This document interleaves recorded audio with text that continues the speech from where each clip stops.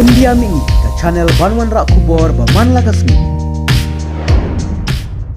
DC jawapan ni ka S5, X5 mean the Neo Hindiap ke jingkan sha indai ka kam da clear tani lapan ada written the obviously ngapai in the election solution bin yale deny whatever in patahun betul kata the one 50-60% in lapan ada written so I hope deny in get tiki complaints na siya hindiap tiki complaints regarding the one hangi bagay ang buon no ki complaints sa patay ti alay ti sa pamilya PC kita electric device nanta ki hygienic sanitation nanta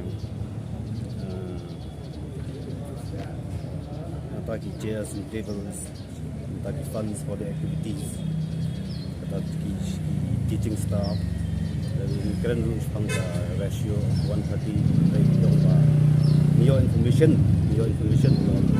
ratio 1:30 dari akan saya ABC yang ini ba university kada 1:50 dia kata hamla su bangin keren ba dong ba di 150 di ngai keren sepangan ka jing he ka area ru de kiang bidang don ka proses bidang yawa de jaka bakin sna ka proper university di kita ni sayo dapat jingtho de dangi sepensyai biang pat nani sekamat de dangi andang layo de jingtho de ni chupan ipan po dengi ba hapo sitayo in ai yang ga jingtho dan clear ke ga dei sisana em kata ki complaints bagi ai bagi PEE de habai dei ba kani ga ki dangi ni amlong concern mo ta ga dei nampak student kamtam dari university ong mo kalawai nampak hari kerja di nakini student tengin kit kya lo kani baro tengin sepentep ya ini tinggi kuna ya kani kamtam ini ke sanitation ke kampuna lihat ong kampin kimlong up to the mark kam de ilong hygienic bahare dan request yang ya ka institute ne EDC bang kampet pa ya ka sanitation kamtam by daily bidon di kentai mo video day dagalong ka unhygienic mod ka kta pa mo